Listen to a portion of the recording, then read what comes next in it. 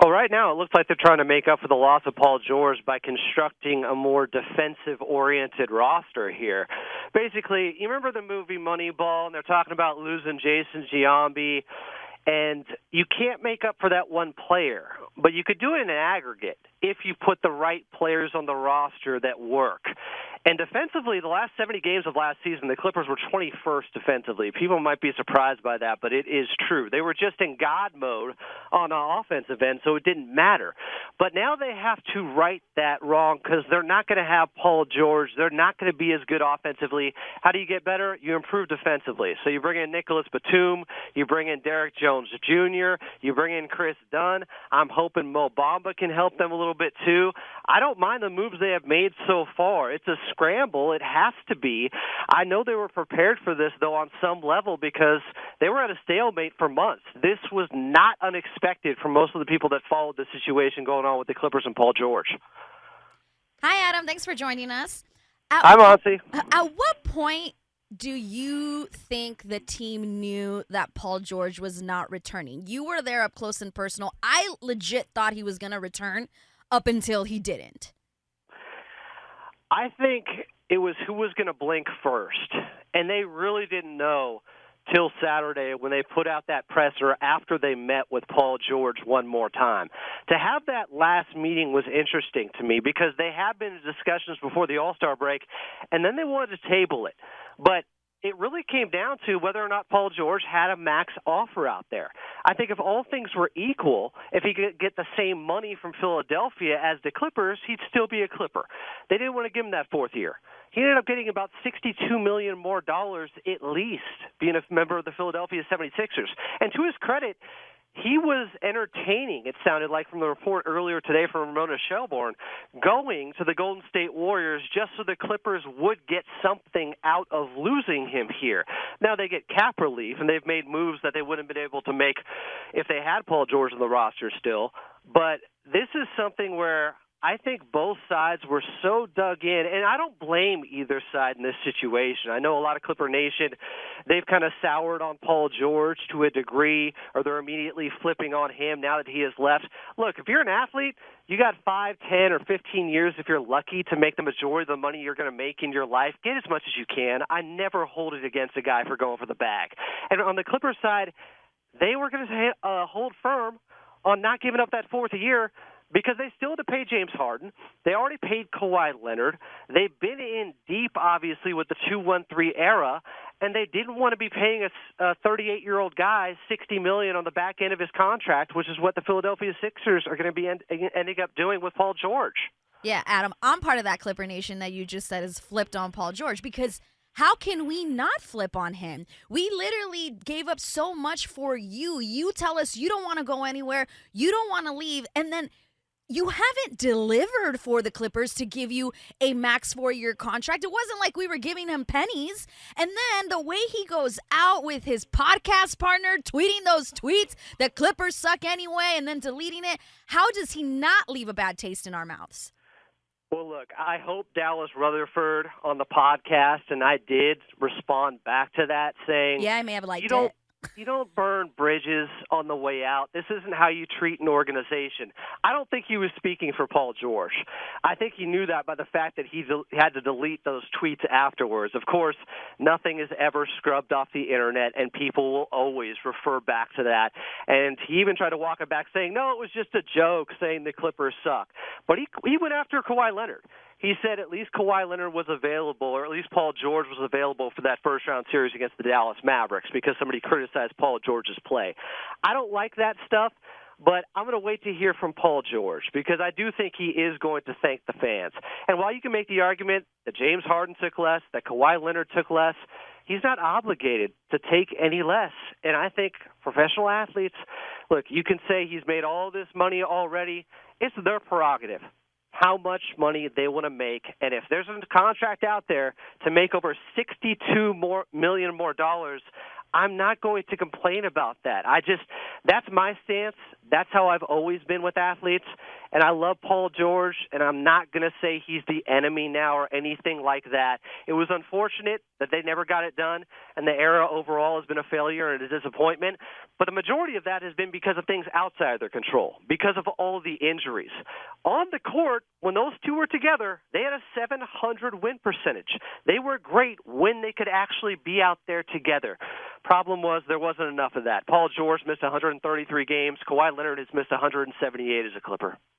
Crazy. Those numbers are absurd. I know. Adam is being logical. I don't like it. Adam Auslund joining us here on Fox Sports Radio, pre- and post-game show host of the Clippers broadcast on AM 570 LA Sports, joining us here on the Doug Gottlieb Show on Fox Sports Radio. I got one more Clippers question.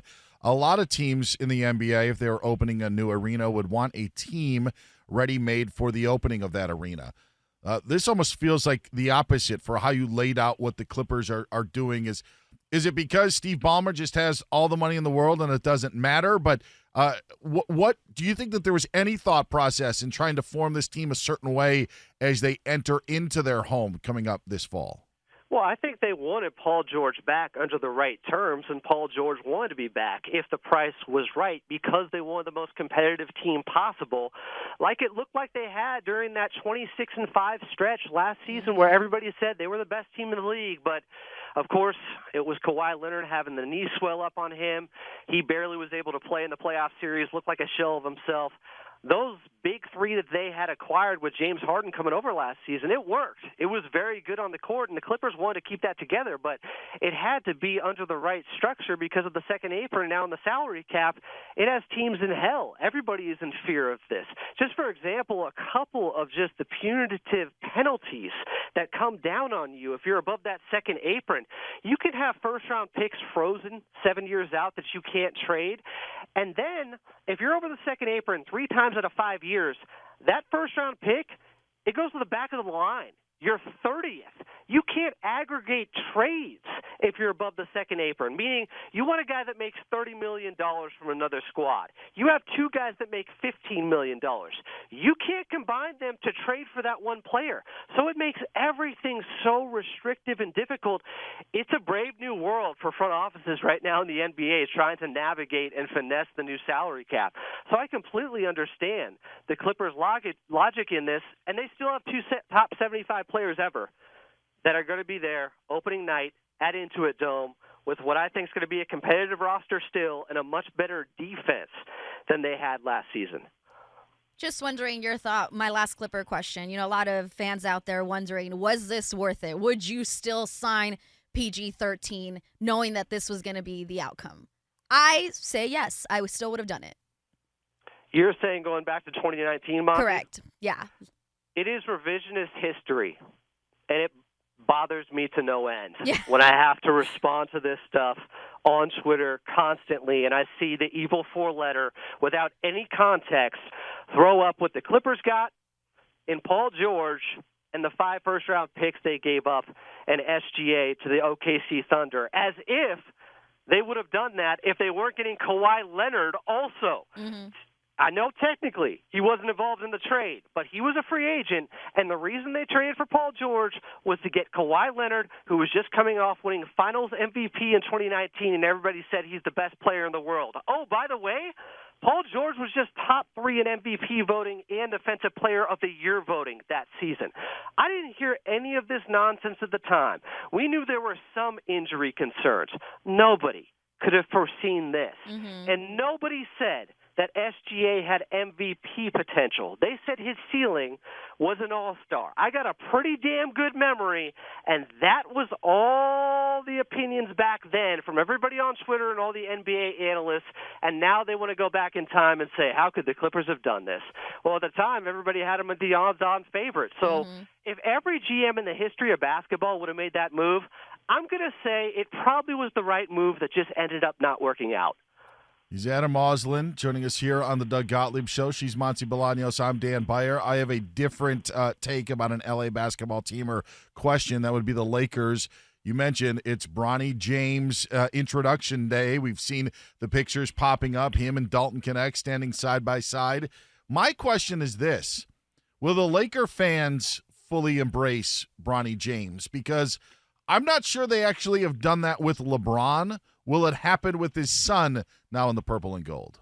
Well, I was going to say, the ones who defaced murals when LeBron came over, the ones who were ardent Kobe defenders and never wanted LeBron James, of course, they're always going to hate Bronny as well. Sins of the father type stuff, so to speak. I can't understand for the life of me why anyone would care this much about a team taking a pick or taking a flyer on a pick 55, as if it matters. I've gone back 10 years. The last 10 players taken at pick 55, one of them is still in the league. Aaron Wiggins, who just got paid by OKC. The rest are playing in East Asia, Serbia, and Kuwait. I'm not kidding. Those are the results, and that's nothing out of the ordinary at the end of the second round. You are just trying to hit a home run and maybe get Nikola Jokic, who was still drafted during a Taco Bell commercial going on. Nobody knows what the hell these guys are going to turn out to be.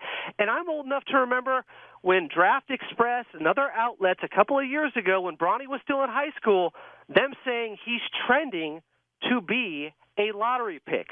I'm old enough to remember him having 15 points and looking the part in the McDonald's All-American game. So some of this is a lot of recency bias because of how things went at USC and because, obviously, the heart condition.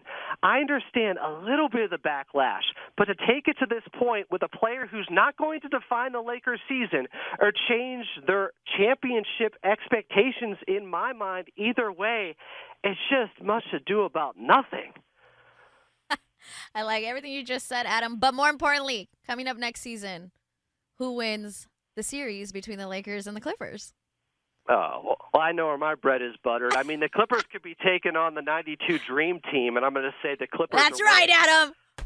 Come on. That's come right. On. Too easy, Monty. This has been fun. We got to do it again, Adam. We love your insight. We love your energy. We can't wait for the NBA season to actually start playing and playing out. And when that happens, we'll have you on again. Appreciate it, man. Appreciate you guys. Have a good show.